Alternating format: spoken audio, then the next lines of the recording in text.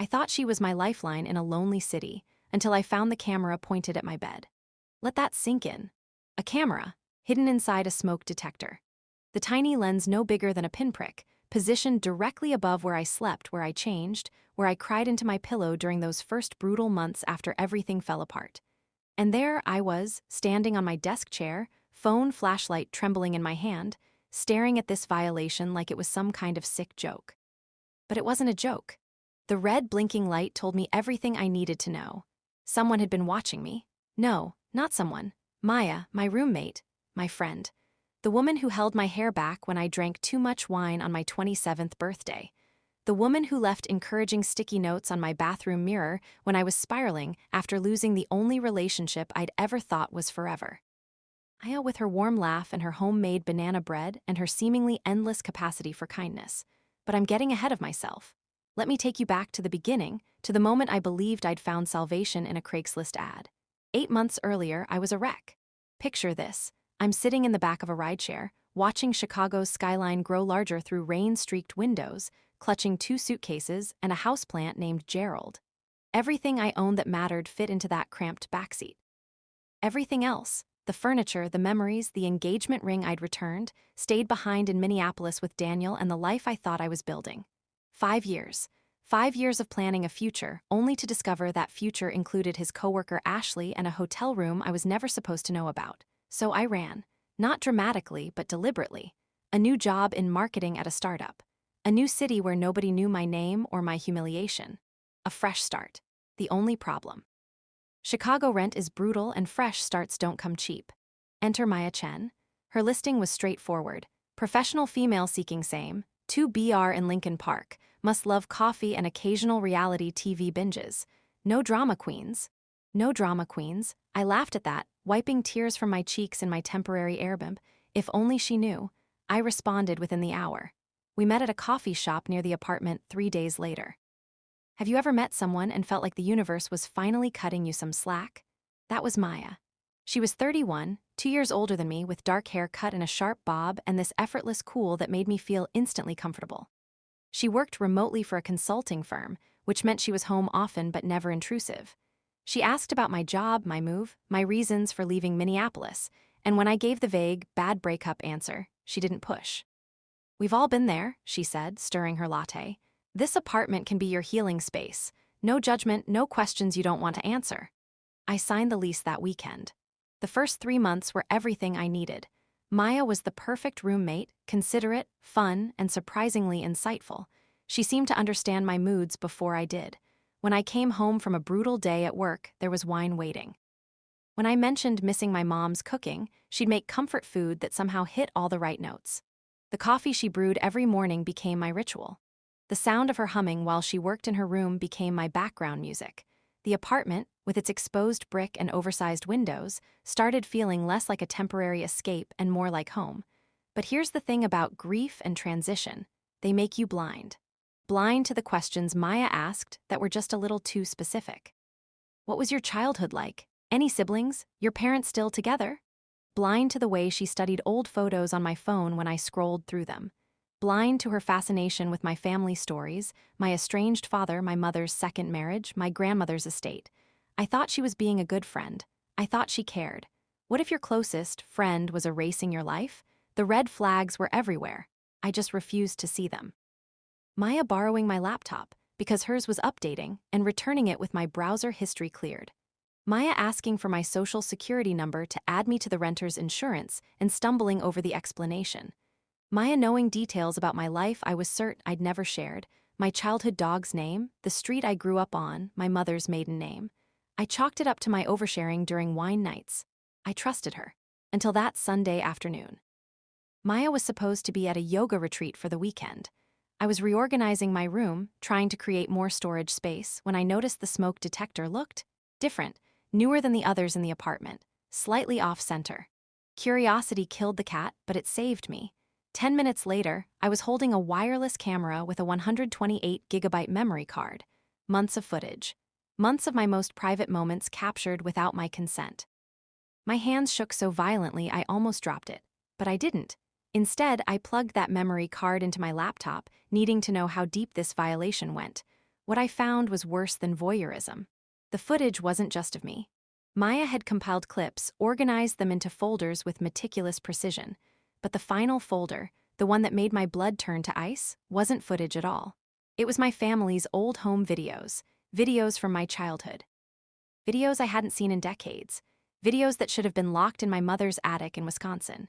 There was 6-year-old me blowing out birthday candles. There was my father, my real father, the one who left when I was 7, lifting me onto his shoulders at a carnival. And there was Maya, in my dark living room, watching these videos on repeat. Why was she so obsessed with my childhood photos? The screen glowed in the darkness of my room as the truth began to crystallize into something terrifying. Maya wasn't just spying on me, she was studying me, and I was about to find out why. The camera was just the beginning. What she stole next shattered my world. For 3 days after finding that camera, I became someone I didn't recognize. I smiled at Maya over breakfast. I laughed at her jokes. I maintained the illusion of normal while every nerve in my body screamed to run. But I couldn't run. Not yet. I needed to understand. What kind of person spies on their roommate? What kind of person collects home videos of someone else's childhood? There had to be an explanation, some piece of the puzzle I was missing. Maybe Maya had a reason. Maybe I was overreacting. Maybe no, there was no maybe. There was only the sickening certainty that something was deeply, fundamentally wrong. I waited until Maya left for her consulting meetings and began my investigation. Her room was off limits. That had been our agreement from day one, privacy respected, boundaries honored. I'd never even seen inside, but agreements don't mean much when you find out someone's been filming you sleeping. The door was locked. Of course it was, but Maya kept a spare key hidden in a hollowed-out book on the living room shelf. I'd seen her retrieve it once, thinking nothing of it at the time. Now, that memory felt like a gift from my past self. I found the key. I turned the lock. I stepped inside. Have you ever walked into a room and felt reality shift beneath your feet? Maya's bedroom wasn't a bedroom. It was an archive.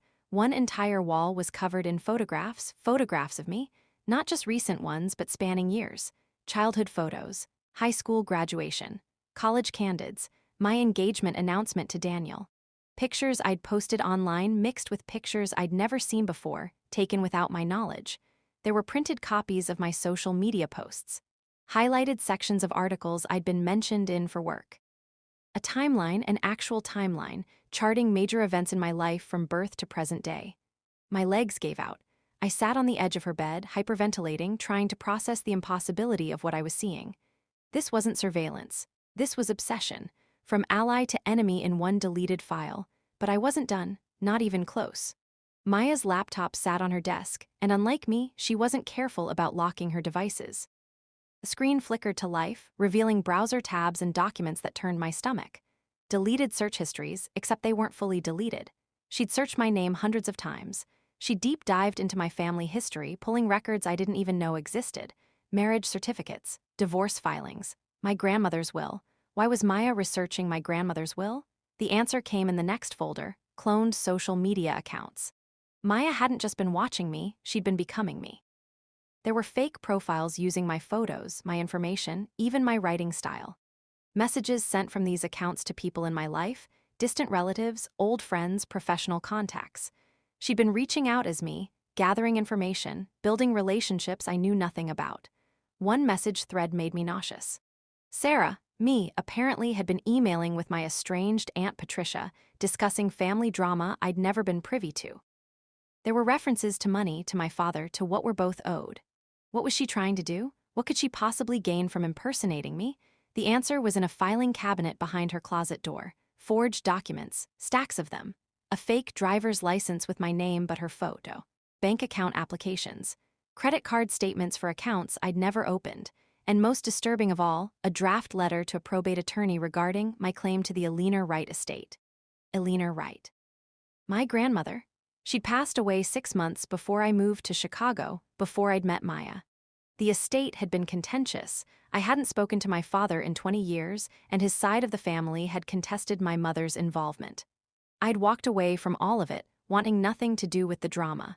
But someone else apparently wanted everything to do with it. What if she wasn't just spying? She was becoming me. My hands trembled as I opened Maya's personal journal, a leather-bound book hidden beneath her mattress. The entries started 2 years ago. Found her, finally. The golden child who got everything while I got nothing.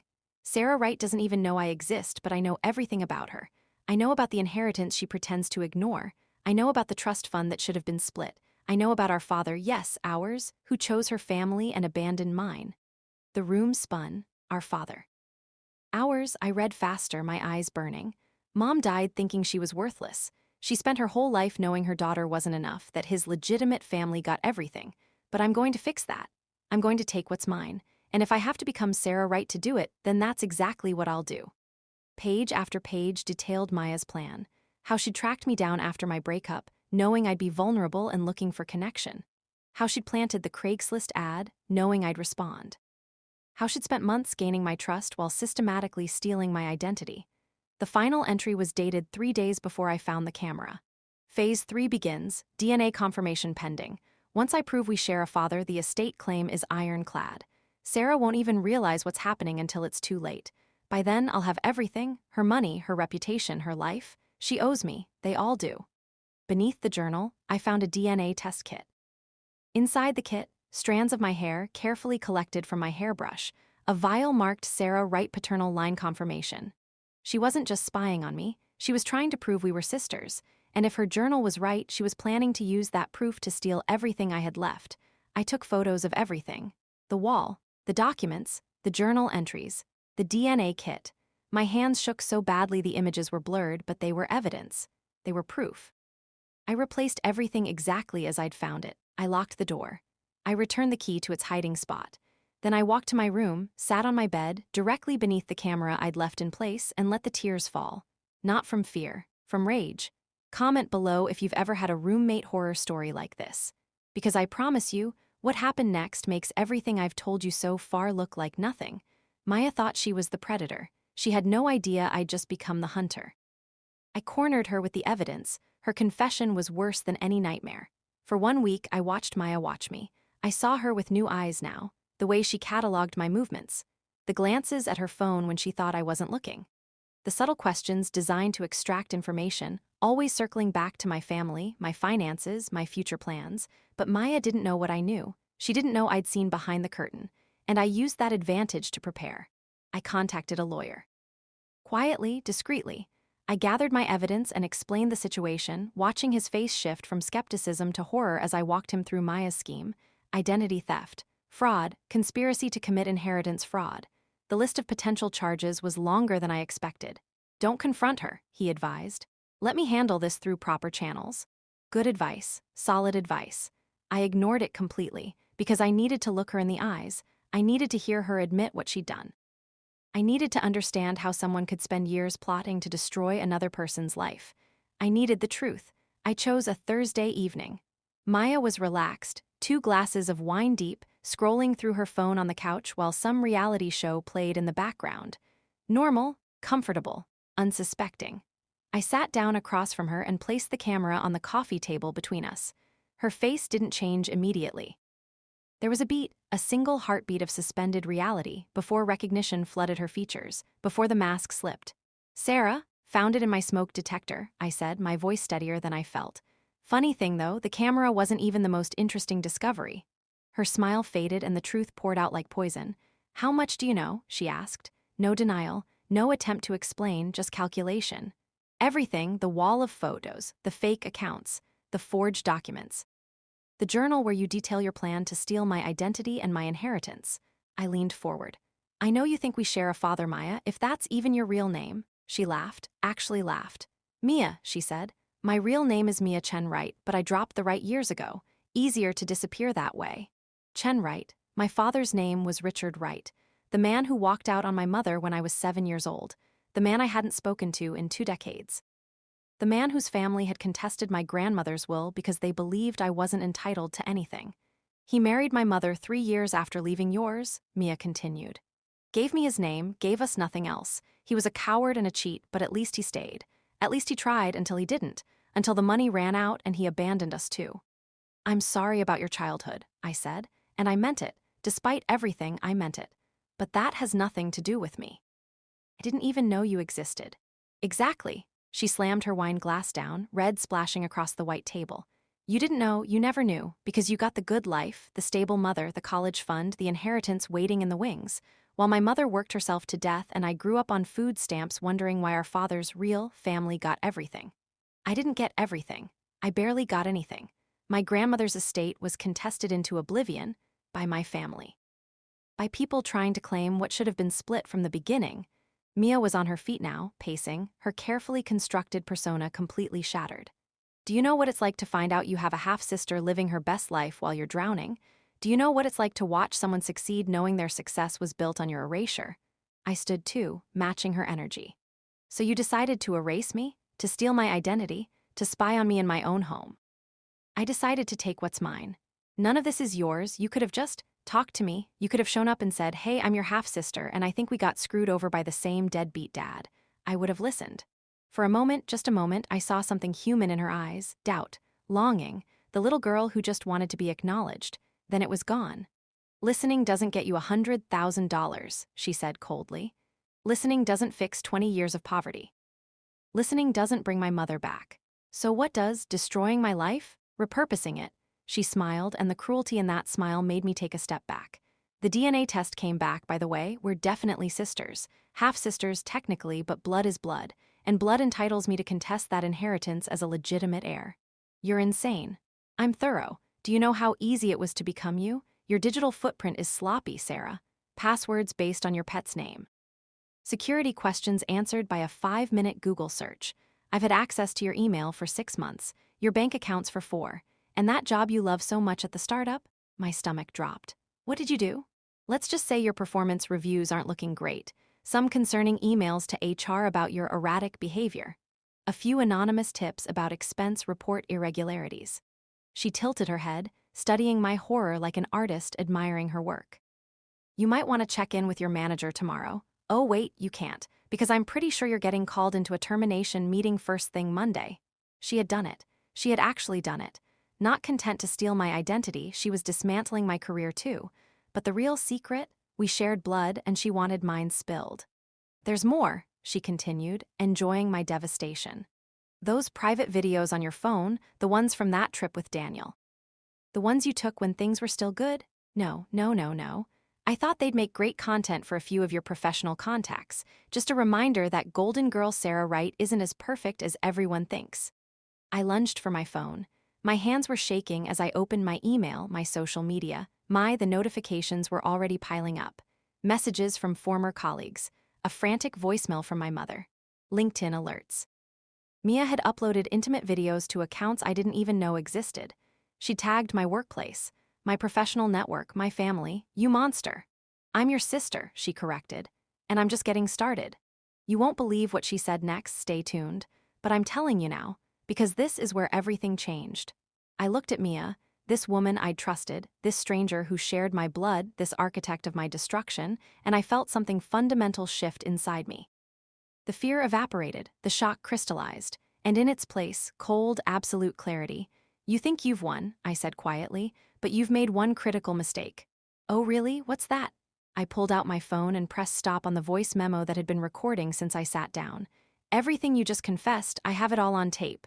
The color drained from her face. And unlike you, I continued, I actually consulted a lawyer. Unlike you, I documented everything. Unlike you, I'm not stupid enough to monologue my crimes to the one person who can destroy me. For the first time since I'd met her, Mia Chen Wright looked afraid. Sarah, wait. My attorney is expecting this recording within the hour. The police already have a preliminary report on their desks.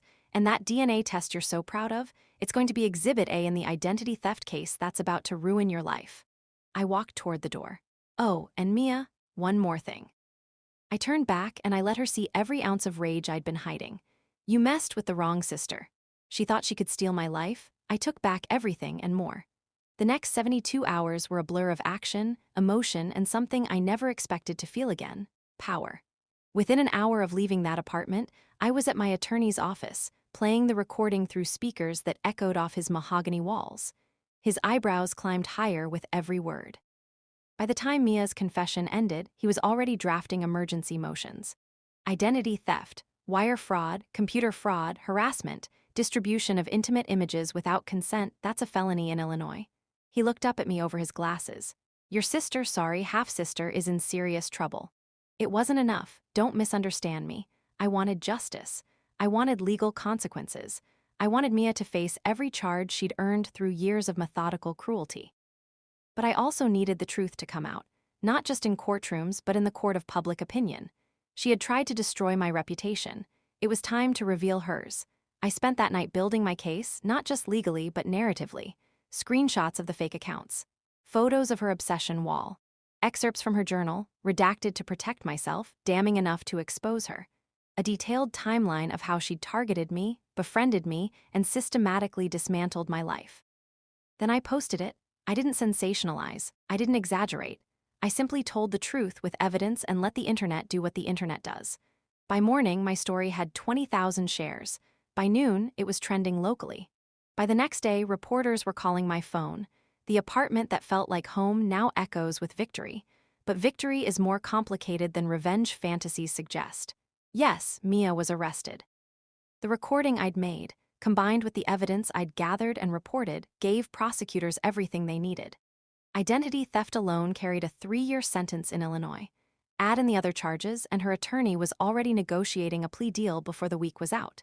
Yes, my job was saved.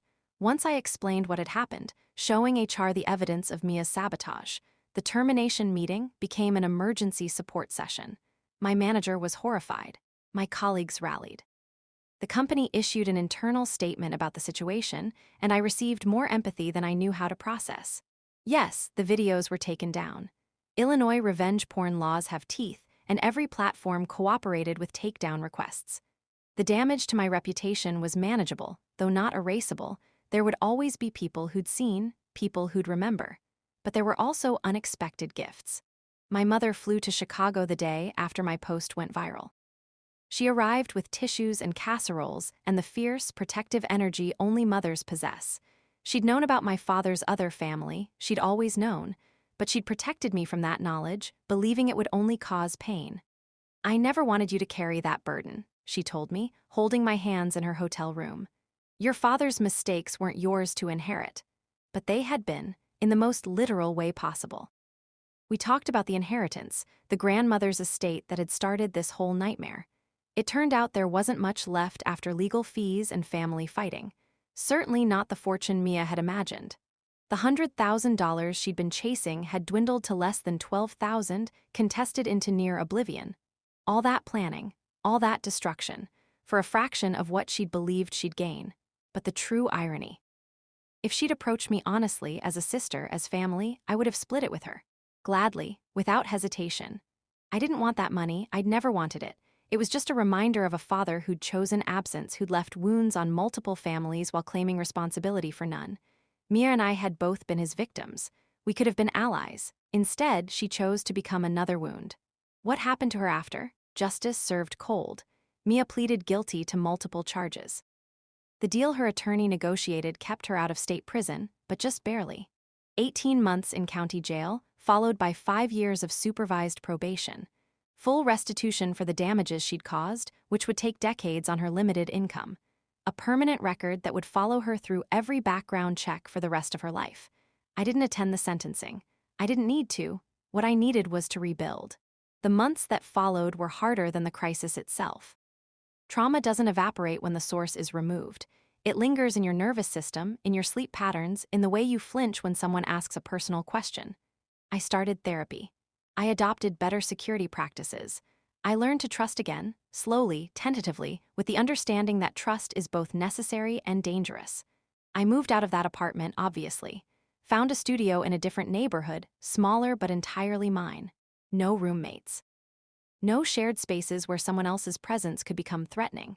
Gerald the plant came with me and thrived on my fire escape. My career recovered, eventually exceeding where it had been before. There's something powerful about surviving public humiliation with grace. It earns respect that success alone never could. My colleagues saw my resilience. My industry saw my story. Opportunities I'd never imagined began appearing, and I learned to accept them without guilt. And my father, I tracked him down. Not to reconcile, but to close the loop. He lived in Arizona now, married a third time, working as an insurance adjuster. He looked older than I expected, smaller than the giant who'd loomed in my childhood memories. When I appeared on his doorstep, he knew immediately who I was. "I've been following the news," he said quietly. "About Mia, about you. Did you know what she was planning?" No, and I believed him. His failures were neglect and cowardice, not conspiracy. I knew she was angry. I knew she blamed me, blamed your mother, blamed everyone but herself for how hard her life was. But I never thought. He trailed off. There was nothing more to say. I left without closure because closure isn't always available. Some chapters just end mid-sentence and you learn to keep reading anyway. But here's what I want you to take from this story. If you're watching this, if you've stayed through all 4 parts of this journey, you might be wondering what the lesson is. What wisdom can be extracted from a nightmare? Here's what I learned. Trust is a gift, not an obligation. Give it carefully, but don't withhold it entirely. The alternative is a life too small to be worth protecting. Your identity belongs to you, but in the digital age, it requires active protection. Security practices are not paranoia. They are survival. Family is complicated. Blood creates connections, but it doesn't create love. Love is built through choice, through action, through showing up when it's difficult. Mia and I shared a father, but we were never sisters, not really. Sisterhood is earned. And finally, you are more resilient than you know. I thought Mia would destroy me. For a few terrible days, I believe she had. But here I am scarred, yes, changed, absolutely, but whole. Stronger, more fully myself than I was before she tried to erase me. She wanted to steal my life. Instead, she forced me to claim it more completely than I ever had. So if you're going through something, if someone has betrayed your trust, if you're rebuilding from rubble, if you're wondering whether you'll ever feel safe again, let my story be proof. You will. You can. You are more powerful than anyone who tries to diminish you. The apartment is quiet now. Just me and Gerald the plant and the Chicago skyline glittering outside my window. It's not the life I imagined when I arrived in this city, heartbroken and searching for fresh starts. It's better. If this story hit home, like and subscribe for more. Share it with someone who needs to know they're not alone. And in the comments, tell me, have you ever discovered something about someone you trusted that changed everything? I'll be reading. Because this isn't just my story anymore. It's ours.